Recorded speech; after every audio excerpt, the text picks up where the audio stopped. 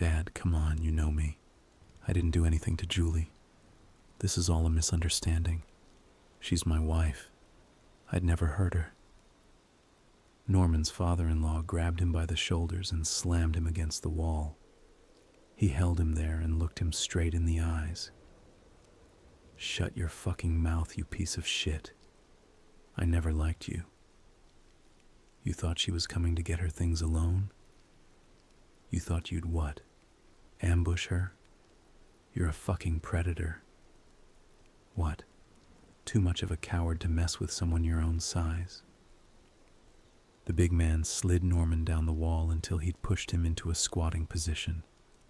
Breathing heavily, he backed up a step and pressed his pointer finger against Norman's forehead, pinning his head to the wall. Since you can't be trusted to stay away while we gather my daughter's things, you're going to sit right where I can keep an eye on you. He backed up a few feet and looked at his son-in-law. You're fucking pathetic. If I had my way, you'd be in a cell right now. But she won't press charges, and I promised her I wouldn't go to the police. For now. You ever lay a hand on her again? Jonathan Myers slammed his hand down hard on the kitchen table. And I'll put you in the ground. The 62-year-old walked to the end of the kitchen and called down the hallway to the master bedroom. Just get what you need right now, honey. We'll return for the rest later. He turned back to Norman, who was too much in shock to stand up. Murder was in the old man's eyes. The next time we stop over, the fucking weasel you married won't be here lying in wait. A few minutes later, Norman watched out the bedroom window while his wife and father-in-law backed out of the driveway and drove away. He couldn't fathom why Julie would say such lies. He knew deep down that nothing she did could ever make him angry enough to lay a hand on her. He loved her. Besides, everyone at work could vouch for him during the supposed time she was attacked. Why would she say it was me?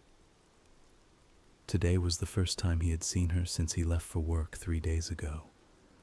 He'd spent days trying to figure out where she was. He couldn't reach her on her phone, and her parents and friends only spouted profanities at him. The knot in his stomach had wound tighter and tighter every day, every minute. He hadn't known where she was. Now he knew, and the whole confusing situation left him feeling sick and defeated. It hurt him to see her with black eyes and bandages covering her nose. He nearly threw himself at her feet and begged her to tell him who attacked her when he saw the purplish black marks on her arms and neck. He wanted to find who hurt her and make them suffer, but everyone was accusing him of the horrible act. Their marriage wasn't perfect, but he loved Julie and he thought she loved him too. Rage, fear, sorrow, and a myriad of other emotions bubbled within him. He glanced at himself in the cheval mirror they'd just recently bought at an estate sale. The image staring back at him with clenched fists and tears streaming down its face didn't look like the man he usually saw in the glass. The eyes seemed to relay a monstrous intent. It looked like a man capable of beating his wife and far worse. He shut his eyes and blindly swung his fist at the face of the imposter. Norman's knuckles connecting with the glass should have created quite a racket, but all he could hear was the rapid thumping of his heart. He opened his eyes to reveal a vertical fracture running the length of the mirror, splitting his reflection in two. The violent, evil man he'd seen a moment before peered out at him from one side of the crack, while the weak, frightened man he knew himself to be stared out from the other. Norman staggered right to reveal his weak self in full reflection, cowering on its side of the crack. The only food he'd eaten all day began to revolt inside his stomach, contending with the throbbing pain he suddenly felt in his knuckles. Seeing his hand dripping blood onto the floor took his thoughts from the mirror for a second. He walked a few feet past the mirror towards the bathroom, but then quickly turned back when it occurred to him it didn't have any blood on it. Reflected in the glass on the left side of the crack was the killer that had beaten his wife, glaring at him.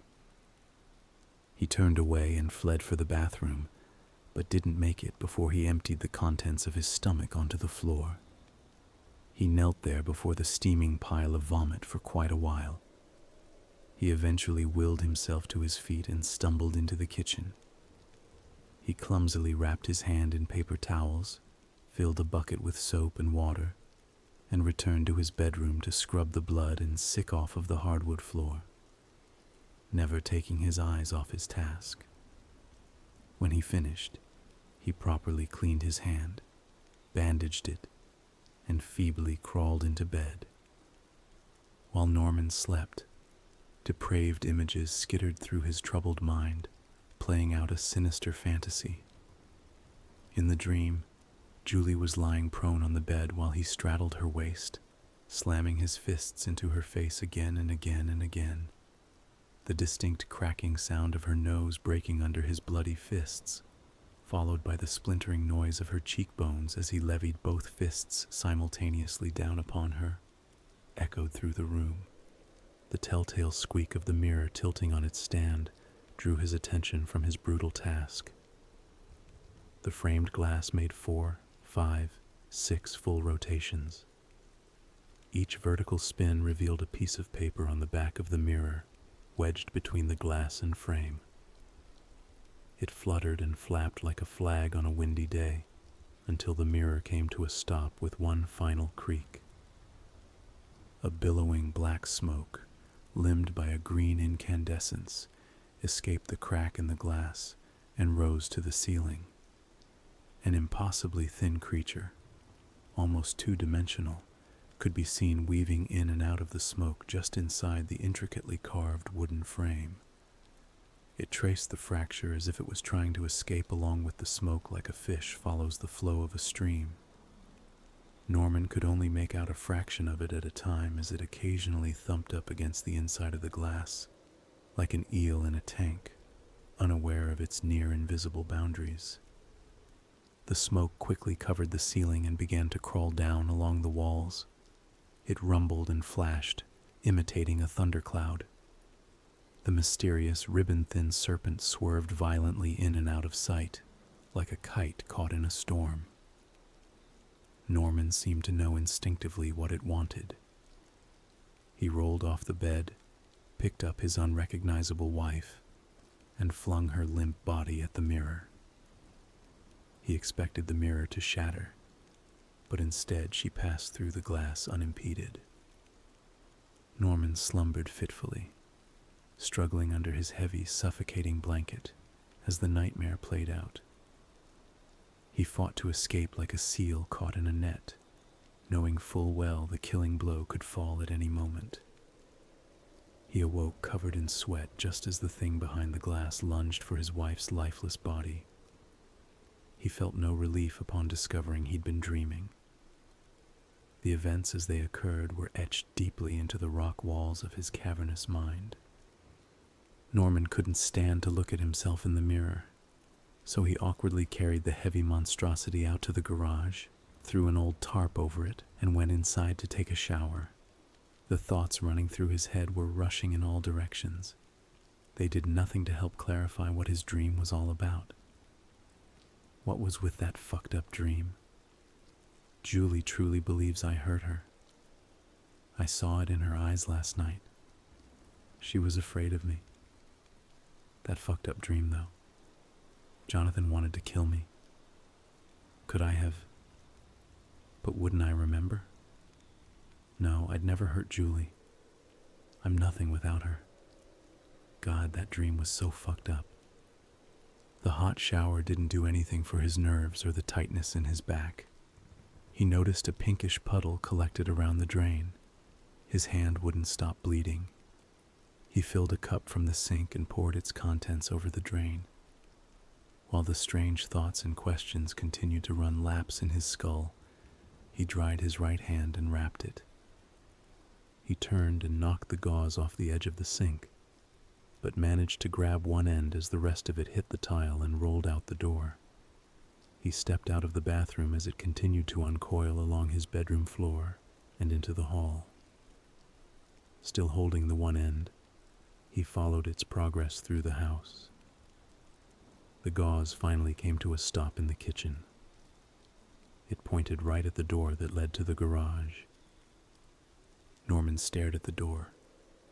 His eyes were opened so wide with shock that they began to tear. He blinked, and when he opened his eyes, he was back in the bathroom. The gauze hung from his hand and extended to the tile at his feet, but didn't go any further. The bundle of cotton began to slither and writhe as obscured images of the thing from his dream flashed through his head. He flung the gauze against the wall, retreated into his bedroom, and slammed the door shut. A shadow of movement showed through the space under the door. Something much more substantial than cotton bandages violently thumbed and bumped against the wood. Norman backed up against his bed and stared until everything went still and silent. He nearly leapt out of his skin when he heard what sounded like the creak of the mirror. He glanced over to where it recently stood, and there, lying on the floor, was a yellowed piece of paper. He rushed over and snatched it up. Norman had to squint to make out the very small and intricately penned script. 7 years of doom and woe. Better than to live in hell. Into the Psyche you must go, unless you break the serpent's spell. Norman recalled Julie looking up cheval mirrors on her laptop one night while he read next to her in bed. As often happens online, she was eventually drawn away from her intended subject. Did you know our mirror is also called a psyche? He later noticed her furrowed brow, which he knew all too well meant she was struggling with some concept or idea she had never thought much about before. Oh, I'm reading about the totality of the human mind now. Yeah, I think some people just think too much. That eventually led her to the tale of Eros and Psyche before she ended her night watching cute cat videos. The split-second memory of his loving wife was eradicated by images of her battered face. Her broken nose and black eyes quickly melted into the bloody pulped mask she wore in his dream right before she was flung into the mirror. He was rushing down the hall before he could fully collect his thoughts. He came to a halt in the kitchen, panting like he'd just sprinted a mile, and stared at the door to the garage. Norman didn't understand what was happening, but he knew it was the time for quick, decisive actions. Everything else going wrong in his life fell to the wayside as he took a long, steadying gulp of air, grabbed the frying pan off the stove, and stalked up to the door. He could hear the steady rumble of his car as he gripped the doorknob with his sweaty hand and turned it. He flung open the door.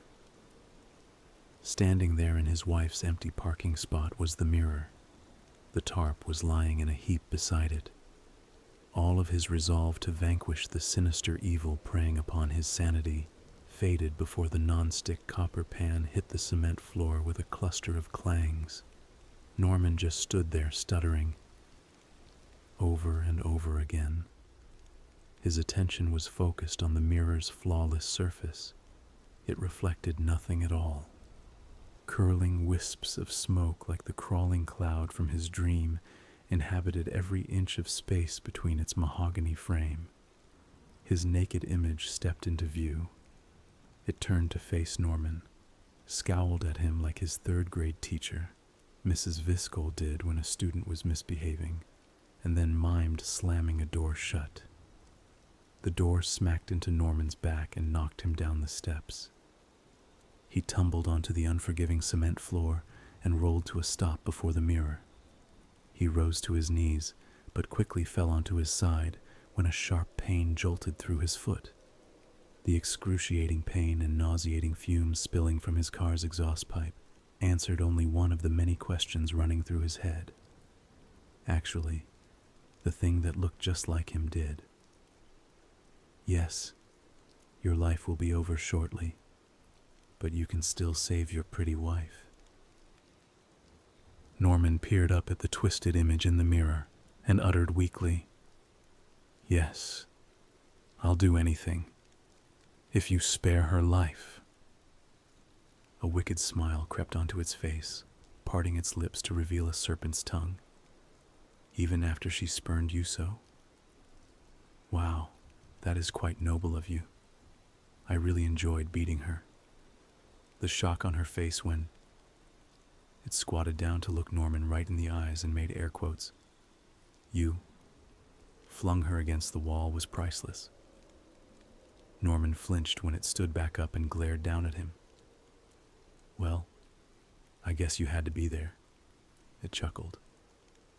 "Just tell me what I have to do to end this, you monster? Is that the word you're looking for? You sheep are so predictable and unimaginative. You either run away like your simpering wife did, or you cower at my feet and beg mercy for your loved ones. It's really quite simple. Come to me and there will be no need for me to come to you. If you make me step out there again, I'm going to linger." It perversely flicked its tongue side to side. "I bet Julie tastes amazing in all the right places." Norman vomited on himself, pushed aside the pain in his foot, and drowsiness from the exhaust fumes quickly filling the two-car garage, and rose to his knees. He grabbed hold of the bottom frame of the mirror to steady himself, closed his eyes and leaned forward. The glass swiveled upward and smacked him hard in the chin. The unexpected blow opened his eyes wide and loosened his grip enough for the mirror to pull away from him. With a shudder-inducing creak like the sound his grandma's old rocking chair used to make, it pivoted on its exquisitely carved claw feet, turned, and scurried just out of Norman's reach. An ear-splitting cackle echoed through the garage. He turned in a panic and began to crawl towards it. It backed up to the garage door. The glass went black and began to ripple. Like a pebble dropped into a still lake, one ever-expanding ring swam outward to make room for another and many more like the first, until its entire surface was squiggling and wiggling furiously. Norman started to scream as the eel-like thing from his dream began to emerge from the inky black surface of the mirror glass. Countless others began to breach the glass as well, until its entire surface was covered in squirming ribbon-like creatures. Their gaping wide maws held row upon row of rings of teeth, all spinning clockwise. One by one they shot towards Norman like bullets and embedded themselves in his bare skin. They latched on like lampreys, chewed, and burrowed their way into his flesh. His screaming quieted, and then shortly after stopped altogether. He lay there no longer twitching as the wriggling things fell limp from his body. All but one. Norman's eyes shot open. Norman crawled out of bed the next morning, stretched, and let out a big yawn. He mused to himself that sleep was the best remedy after the long, busy day he had yesterday. He grabbed his phone off his dresser and texted Julie. "Won't be home until tomorrow. Come get your stuff today." Then he stepped into the bedroom closet and slid the door shut.